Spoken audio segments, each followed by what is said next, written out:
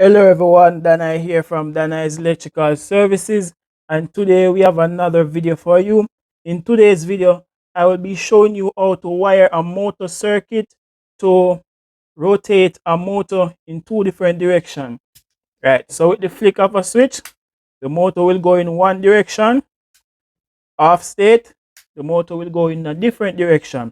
So I will be showing you how to wire a motor to go in the forward and reverse position with just the flick of a switch. Right, in this demonstration I will be using a 3-position rotary switch. Right, so this is one position to make the motor go in one direction, this is to make the motor off, and this is to make the motor go in the opposite direction. First thing, this must be a 3-phase motor, right? It has to be a 3-phase motor. What you will need is 2 contactors, right? The contactors, based on the fact that we'll be using a rotary switch, the contactor doesn't has to have normally closed state on it, right? If we were using start and stop button, the normally close will be, soon I'll get into all the details, but later on in the video you'll see what I was going to explain, but later on I'll go through all of that. So things you'll need 2 contactors, right? 2 3-phase contactors depending on the type of motor it is. So this is a 3-phase 415 volts motor, right? Across the coil is 220 volts, no sorry, 230 volts across the coil. So one of my lines from the 415 along with the ground or the neutral would give me 230, right? So my coil is 230. That is what I'll use to activate my coil. You would choose your contactor based on your needs, right? So you can choose a contactor that is 120 volts, right? You can choose a contactor that is AC 415, right? So it all depends on your needs. You choose the type of coil, or the type of coil that your contactor use. So as I said before, mine is 230 volts AC, right? And it's a 3-phase contactor. And you'll also need a 3-position rotary switch. 1 2 3 3 position, right? 3-position rotary switch. So I'm trying to see if there's anything I need to go through first before I just jump into this video. I think that is it. So I'll just jump into this video and get into wiring this circuit, right? And this circuit can be perfect for, let's say, a conveyor belt. So you say you have a motor that controls a conveyor belt that needs to go in 2 directions. This is the perfect circuit for that, right? A conveyor belt that goes back and forward, right? What else can I think of? There are many instances where you might want to bring something back and forward, but conveyor belt is one of the perfect example that comes to mind currently. So let's get to wiring. So first thing we're going to do is I'm going to connect my source, right? My 3-phase source, which is red, yellow, and blue. But also I am going to have some wires to bridge it from one contactor to the next, right? So first I'm going to connect my L1. You guys have to follow me carefully because I don't have a wiring diagram. I'm just going through, I'm going straight from the top of my head. This is all from the brain, guys. So I might, if after I'm editing this video I see that it is difficult to follow me without a wiring diagram, I might put a wiring diagram on screen. But if I think it is fair enough for you guys to follow me and understand what is going on, then you won't get a wiring diagram. So just follow me carefully and you will be good. And after I finish wiring the circuit, I'll just run through it again to so you guys can better understand. Right. So first, my wire from L3, right? Follow me carefully now. So L3 to L1, right? So L3 on one contactor and L1 on the other contactor.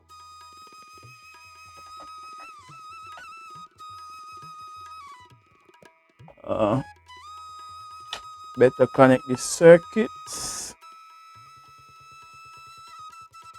Better connect this wire, I should say.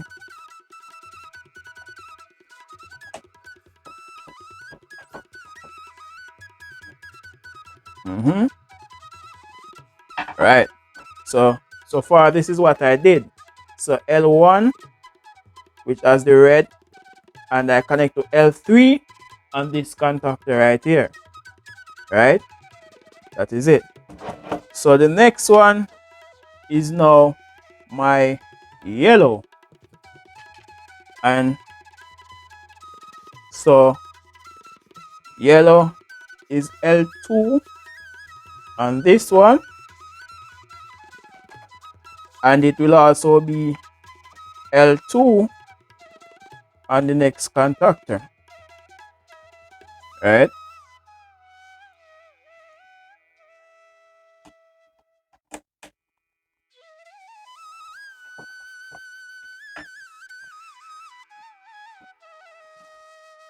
L2.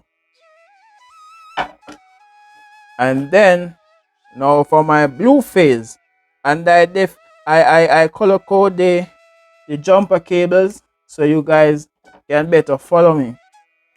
Right? That is the only reason why I also color code the jumper cable.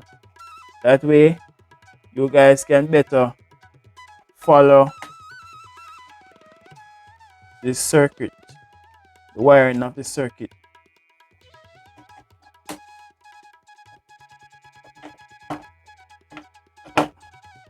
Now, so that is L1. I'm going to name these contactors. On my left, I have contactor 1, and to my right, I have contactor 2. So that way, you guys can follow me. So to my left is contactor 1, and to my right is contactor 2.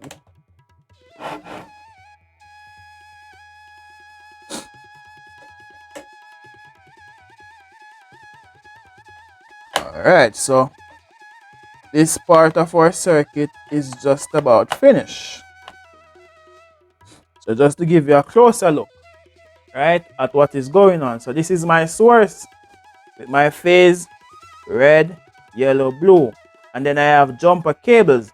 So from contactor 1 to contactor 2, so L3 and contactor 1 is connected to L1 and contactor 2, right? L2 and contactor 1 is connected to L2 and contactor 2, right? And L1 and contactor 1 is connected to L3 and contactor 2, right? So that is what we have so far, right? Perfect.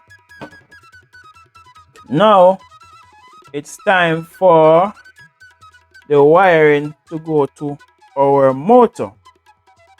Right. I want you guys to follow me carefully now. I want you guys to follow me careful. Follow me. I will lead and you will follow. Okie doke. Okie doke. Let's go. Alright. So where are we now? I'm going to connect my red to T1 and contactor 1. Alright. So backtrack a little. You notice I connect the source and contactor 2 and then jump it to contactor 1. You can do it either way. You can connect the source to contactor 1 and jump it to contactor 2. It doesn't matter. How I'm doing it, I will connect the source to contactor 2, jump it to contactor 1, and then connect the motor to contactor 1 and jump it to contactor 2. So that is where we're at so far. So gonna connect the red to T1 on contactor 1, right?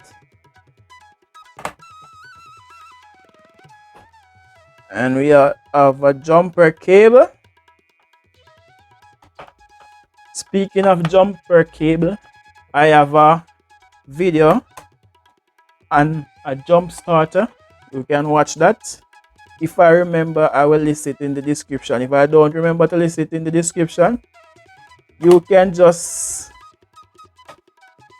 click on my page, my YouTube page, and go through all my videos or search for Avapow jump starter review. So what I did there now is I connected T1 to T1 on contactor 1 to T1 on contactor 2. I'm going to say that again. I connected T1 on contactor 1 to T1 on contactor 2. Alright. Now, it's for the yellow, or it's for T2. Probably shouldn't use color on the motor side, but anyways. So T1,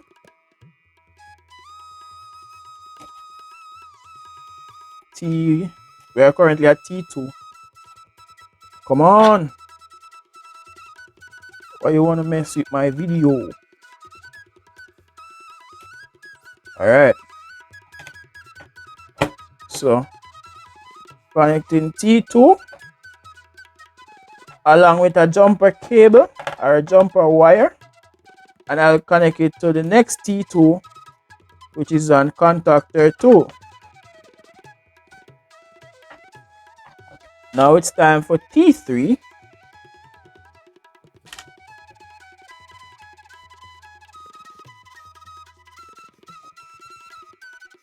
T3. I know probably view is kind of messed up now due to the angle of the camera, but no worries. After each connection, I will explain what is going on so you guys can follow. I will lead and you will follow. Just make sure you follow.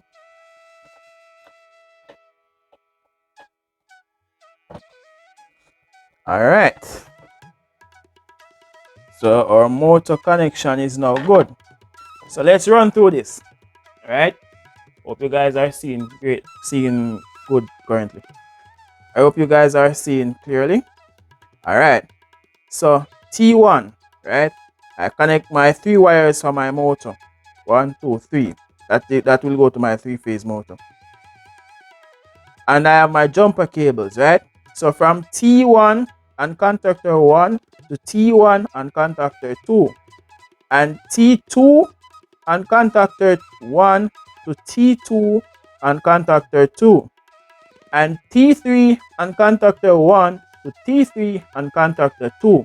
So that is what we have so far, right? That should be clear. That should be clear as day, right? That should be clear as day. Right, so now it's time for our control, the wiring of our control wires, right? So first, I'm going to connect my neutral wire. So my neutral wire right here.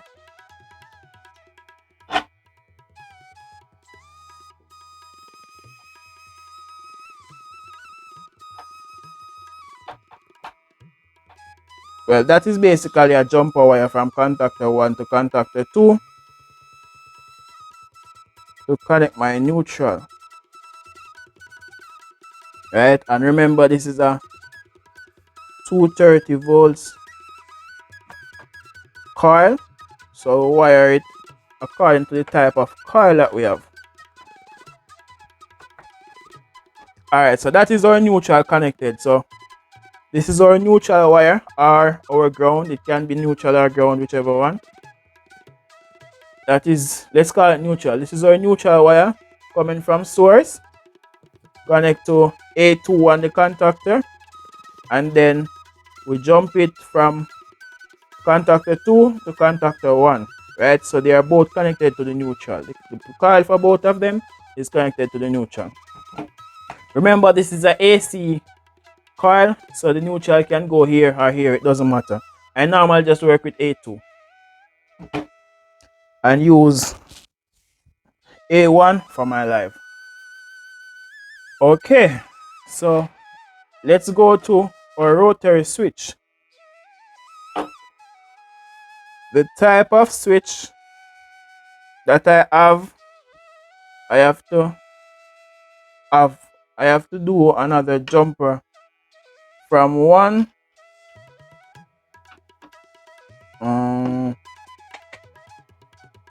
Currently wondering if I should use this wire. Anyways,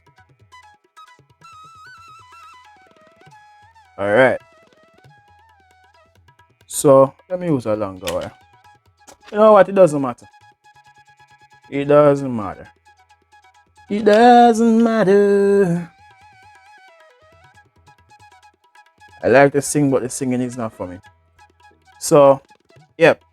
So basically, even though this is one switch, it is like two different switches. Or the common point is not. Alright. So what I'm basically saying is there is no common point, or there is no point of contact between these two sides, right? So these two sides are not connected in no way, right? So we have a normally open from here to here, and we have a normally open from here to here. These are not connected, right? So I have to connect them. I hope I'm not confusing here. Alright, let's just look at it as this and this as two different switch, right? So I basically have to connect here and here, so we have current going up to here and here, right? And then when you turn on it there, this part is activated, right? And when you turn it on, this part is activated. So the normally open between here and here, no close. Off, two of them is now normally open, or two of them is now open. Turn to here, here and here become closed. I hope you understand that. So it's basically the type of rotary switch. That's why I have to bridge this part here. I think I was going quite well, you know. And as I reached to the switch, I confused a few people, which is like the simplest part of the circuit. So I hope I didn't confuse anyone explaining the switch. Anyways, now I'll have one wire here,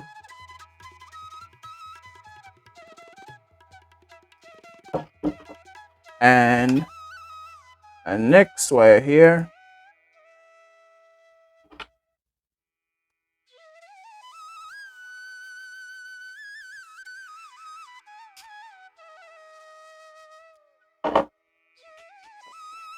right? So that is that. Now I think this is a good angle so you can see one of my wires on the switch, which is not the common point. Remember, this is the common point down here. So one of my wires here, I connect to A1,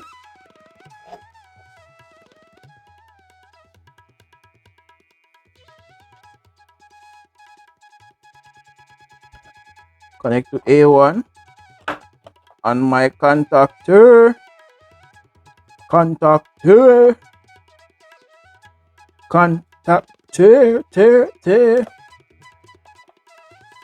Alright, that's good. And then the next one, I'll connect to A2. As I said, or as you should know by now, I'm going to run back through it. So don't worry if I lost you for a second. Yes, Papa. All right.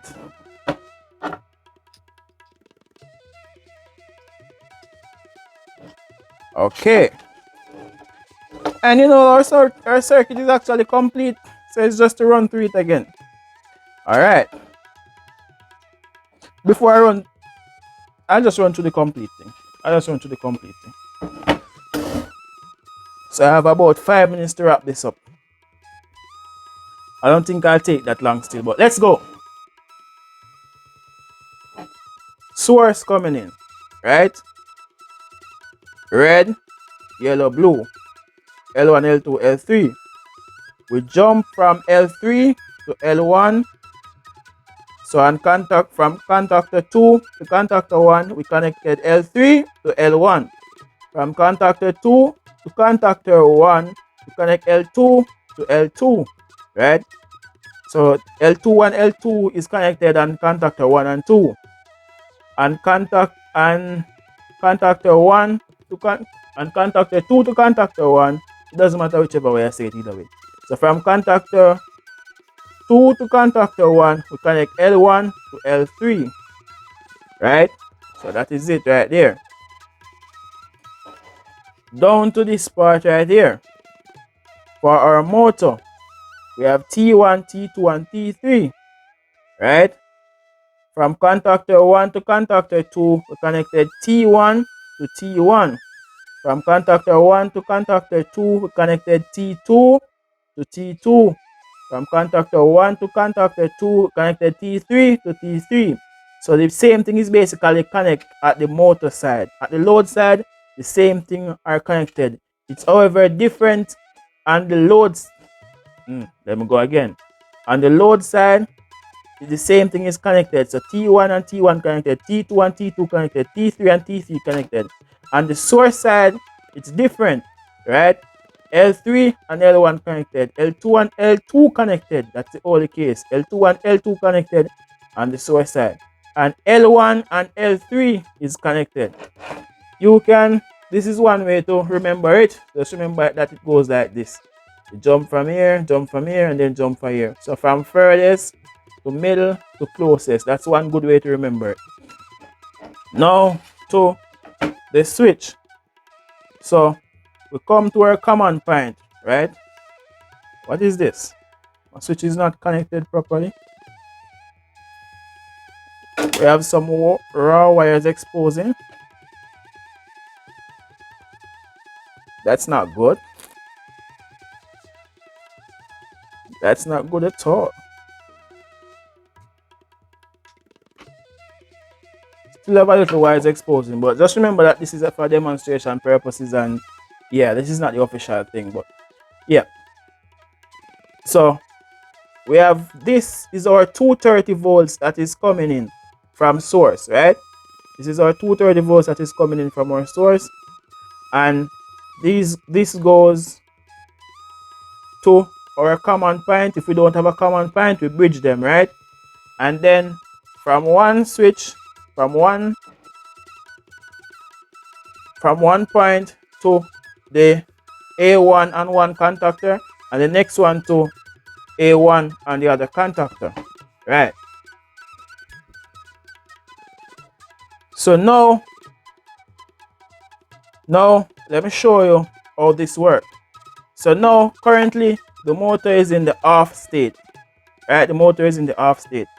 When I switch the switch to this point, current, the 230 volts will flow through here and then goes through here and energize the coil, right?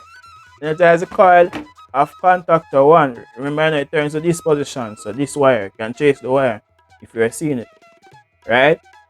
It will energize the coil and the coil will contact. You know what? Let me do it using the next contactor first. So if I turn the switch to that position, right, it means that 230 volts come to here, flow through here, energize contactor 2, the coil of contactor 2, it will contact, right? When contactor 2 contact, it means that the source that is going in is in the order of red, yellow, blue, right? This is it right here, you know. Red, yellow, and blue. So this is what the motor is getting in the sequence red, yellow, blue, right? So the motor will go in one direction that way. We go like this, we turn it off, and we go like this, and we turn it to the next position. When we turn it to the next position, remember now, when we go in the off position, this will no longer be energized, right? This will turn off. Go in the next direction, and this coil is now energized, right? 230 volts come here, go to 8A1 and contactor 1, energize the coil, contact this coil, right? When it contact this coil,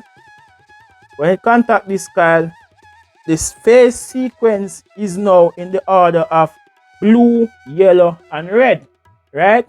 Remember, you know, for this contactor, the phase sequence is red, yellow, blue. But for this contactor, the phase sequence is blue, yellow, red, right? So you basically switch the red and the blue wires, which cause the motor to go in the next direction, right? So these two wires are switched. We come here, and then that phase sequence will flow to the motor, right? So that is basically what is happening. You just, rather than to manually switch the two wires, this contactor is doing it for you by the flick of a switch, right?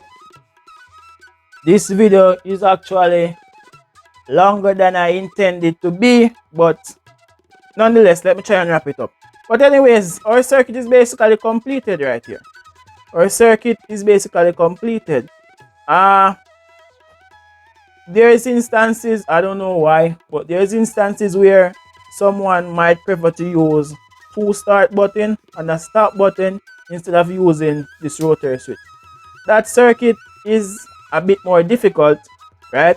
Because in that case, there is instances where you can energize the two contactors at once, right? There can be an error where you can energize both contactors at once. So what you'll do is you'll have to pass the switch through the normally closed, then you put it to the next contactor, and then pass it through the normally closed of this contactor before you go to the coil of this contactor. And that is a way you'll use to protect the circuit from energizing both contactors at once.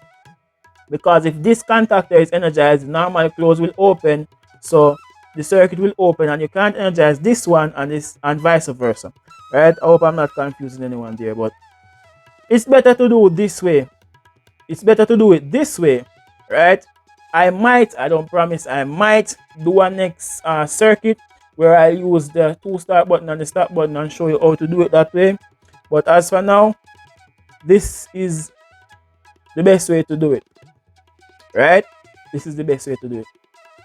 So there you have it, guys. This is the circuit of how you wire a motor to go in two directions, right? So a bi-directional motor. Yep, that is it. So this was another video brought to you by Dana's Electrical Services. For more videos like these, please feel free to subscribe to my channel at Dana's Electrical Services. Thank you, thank you, thank you.